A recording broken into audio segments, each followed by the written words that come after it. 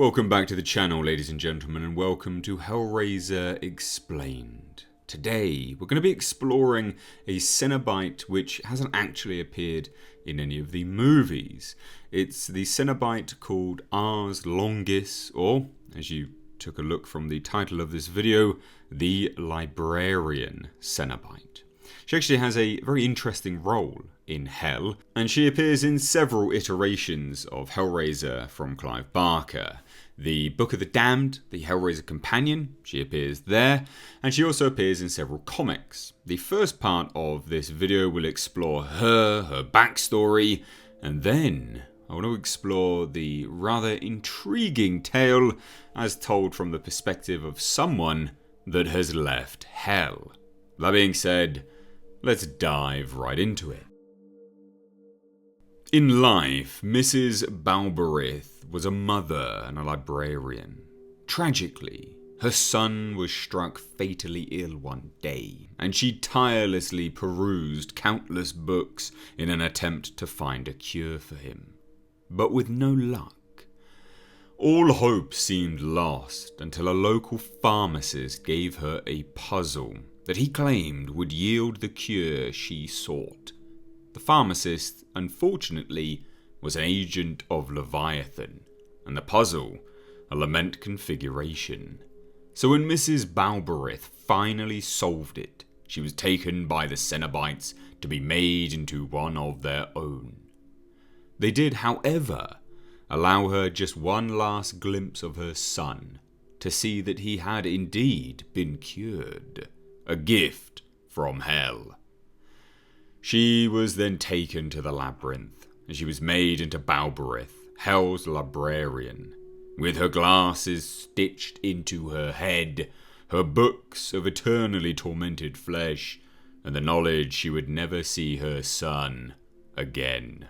Balberith is honoured and loved by many other Cenobites, including Hell's Prince, Pinhead. Unlike other Cenobites, she does not wear a leather-bound suit, but instead wears a black dress. She is also one of the few Cenobites to have hair, although greying. She remains elderly, even when she was turned.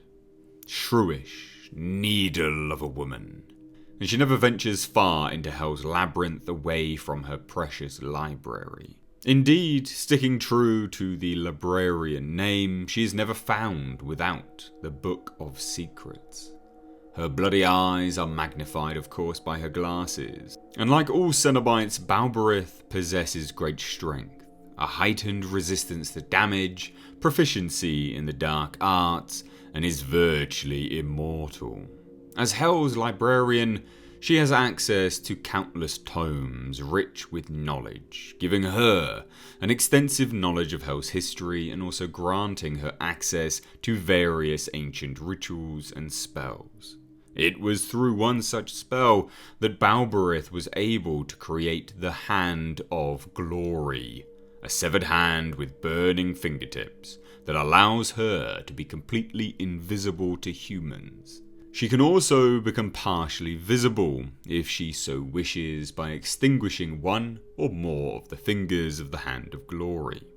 Balberith is also well practiced in the art of manipulation, able to coerce most humans to follow her designs with but a whisper to influence their thoughts. The story of Ars Longus comes to us in first person. Someone has escaped Hell, and they are recanting their stories of the fiery pit, the grey, ever-changing labyrinth. So that being said, ladies and gentlemen, let's dive right into it. During the damnable length of my tenure in the pit, I came to know several Cenobites by sight, beyond the Vasa Inquitatis and the demoness Abigor. There were certain Cenobites whose horrific presence was a presage for fearful honour. They appeared only to select one of our unlucky number for one of Hell's greater honours, which no soul in the ranks of the damned was anxious to receive. The leader of these fearful selectors was a Cronley sow with a sour face, known in Hell's halls as the Ars Longus, the Librarian, and Balberith of the ancient tomes. She was the keeper of the archives of Hell, a shrewish needle of a woman who seldom ventured far in Hell's labyrinth from her precious library. And she is never without her precious book of secrets. Her bloody eyes were magnified by thick bands of glass, edges intricately carved with evil patterns with razor-sharp keen, which were stitched directly to her skull. Hers was not the lot of the menial experimenter cum artist in Hell. She seldom sullied her hands directly on the malleable flesh of those trapped there. She was an intellectual among artisans, a scholarly bookkeeper whose meticulous recordings were themselves a microcosm of Leviathan's ultimate plan. If any of Hell's denizens knew the complexity of the god's scheme, it was Balberith, the tight-lipped keeper of the records of Hell. My dealings with her were mercifully few.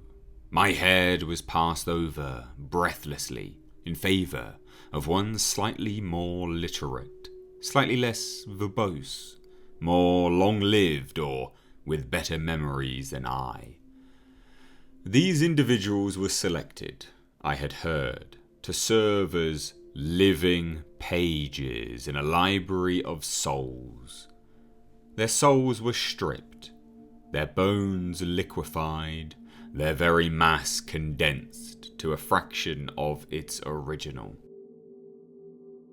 As the Javaro Indians of Ecuador practice the art of shrinking heads, a ritual handed down through generations, so did the mistress of Hell's library peel away the extraneous layers of flesh and sign, shrinking entire bodies down to a particular size and exactly the shape of a page in one of her books. This process, I inferred, was an arduous one, often taking years to shrink a mind, a soul, and a set of memories to a compact size for easy reference. This process was accompanied by ceremonial dances and a complete and utter silence during its final hours.